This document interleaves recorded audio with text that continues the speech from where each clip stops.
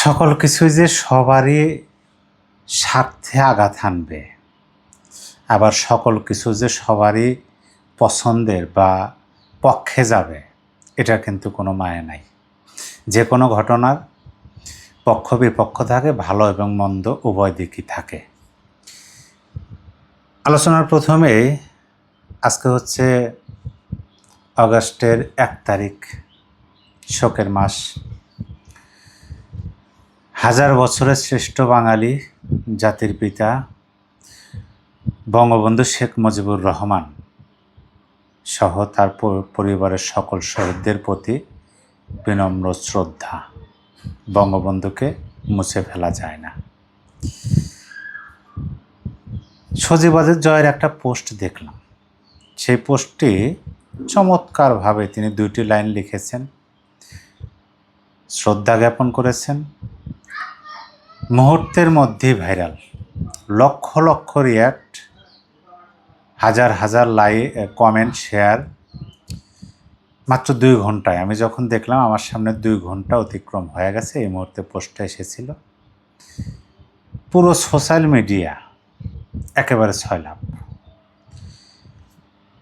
দেখেন, 1975 সালের 15ই আগস্ট দেশবিরোধীদের খুবই একটা ভালো দিন, কিন্তু দেশের পক্ষে যারা, তাদের জন্য একটা মর্মান্তিক দিন, একটা না ফিরে পাওয়া, হারানোর বেদনা। মানে আর কোনো দিন ফিরে পাওয়া যাবে না এরকম কিছু হারিয়ে যাওয়া, যে বেদনা, সেই বেদনার দিন। বিনম্র শ্রদ্ধা রেখে আজকের আলোচনাটি করব। দেখেন, প্রথমে আমি বললাম যে কোনো ঘটনার ভালো মন্দ পক্ষ বিপক্ষ উভয় থাকে। দেশটা আমাদের, আমরা বলি যে আমরা স্বাধীন দেশে বসবাস করি। পরাধীন ছিল, স্বাধীনতা আমরা অর্জন করেছি। কতটুকু রক্ষা করতে পেরেছি সেটা গত 2 বছরে সবাই আমরা খুব ভালোভাবে জানি। কিন্তু আমাদের এই দেশটাকে নিয়ে অন্যরা, মানে আমার দেশের কেউ না, তারা অন্যরা যেভাবে তাদের চলন বেলন, মানে চলাফেরা, মুখের এক্সপ্রেশন, কথাবার্তার ধরন, সকল কিছু দেখে মনে হয় যে একটু মোড়লগিরি, দাদাগিরি, এবং সেগুলো মাথা পেতে আবার মেনে নেওয়া, এই বিষয়গুলো কিন্তু সামনে চলে আসতেছে। আজকে দুপুরবেলায় আমি একাধিক নিউজ পত্রিকায় দেখলাম যে আমাদের দেশে নাকি মার্কিন যুক্তরাষ্ট্রের বিনিয়োগকারীরা আগামী 1 সপ্তাহের মধ্যে আসবেন এবং বিনিয়োগ করবেন, এবং আমাদের দেশে, বাংলাদেশে মার্কিন বিনিয়োগকারীরা নাকি বিনিয়োগ করতে খুবই আগ্রহ প্রকাশ করছে। সার্জিও গোর বলে গেছেন মাননীয় প্রধানমন্ত্রীর সাথে বৈঠক শেষে। খুবই সুন্দর চমৎকার বৈঠক হয়েছে। কয়েকজনের বক্তব্য শুনলাম এর পরিপ্রেক্ষিতে। বক্তব্য শোনার পরে আমার মনে হলো যে হ্যাঁ, দেশের মানুষ তো এর বেশ কিছুদিন আগে থেকেই বুঝতে পারতেছেন যে আদৌ শেখ হাসিনা সার্বভৌমত্বটা কীভাবে টিকে রেখেছিলেন এবং কারো দাদাগিরি মেনে নেওয়া হবে না, চোখে চোখ রেখে কীভাবে দেশটা পরিচালনা করেছেন, এটা ইতিপূর্বে প্রমাণিত হয়ে গেছে। এখন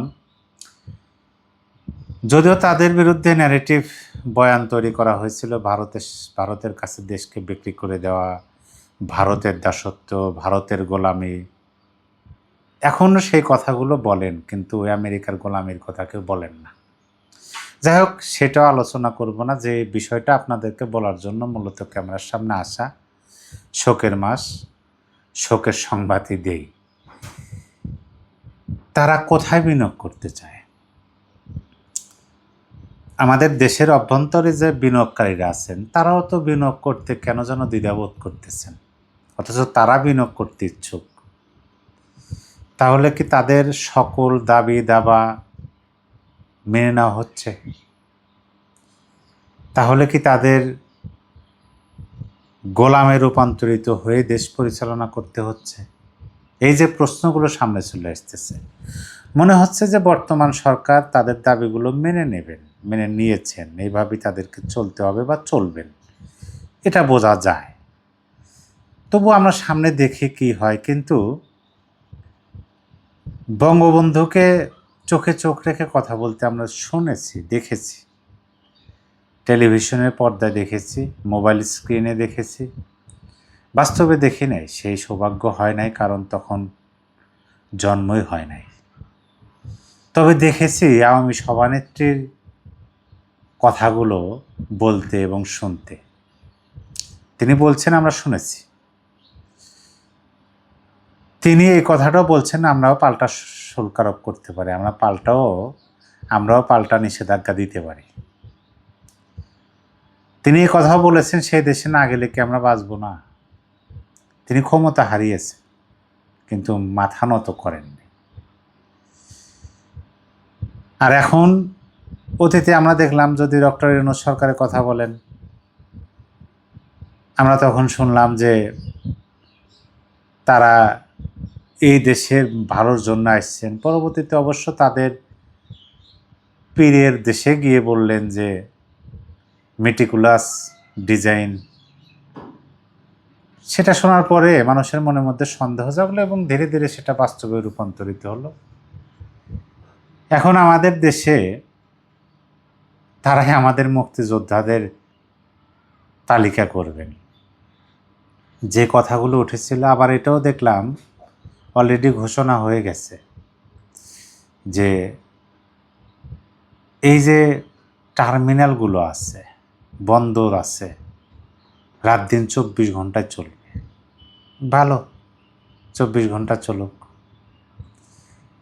কিন্তু সন্দেহ তো কেউ দূর করতে পারতেছে না। সন্দেহ কিন্তু কেউ দূর করতে পারতেছে না। কী যে অবস্থা হবে, সত্যি এটা ভাববার মতো না।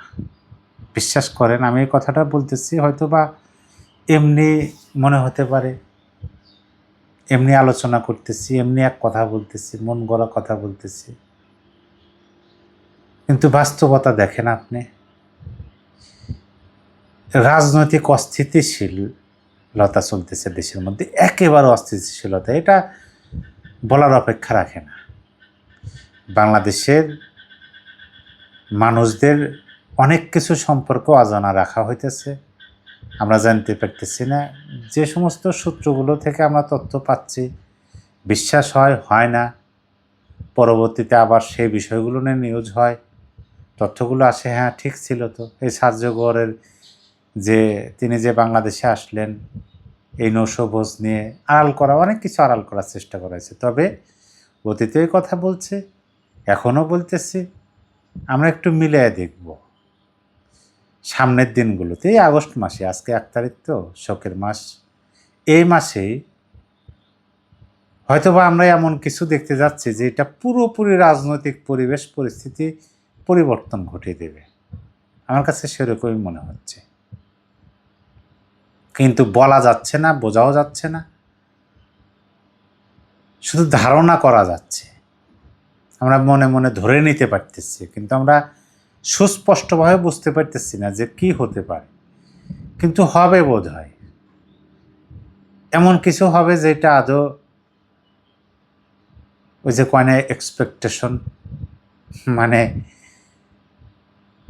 ধারণাকেও অতীত করে দেবে, এরকম একটা পরিস্থিতি হয়তো বা আমাদের সামনে আসতে পারে। দেশটা কেন যেন মনে হচ্ছে যে ফুটবল আকৃতি ধারণ করতেছে, যে যেভাবে পারে, যার গোলপোস্টে যে ঢুকাইতে পারে। প্রিয় দর্শক, আপনার কিছু বলার থাকলে কমেন্ট বক্সে লিখে জানিয়ে দিতে পারেন।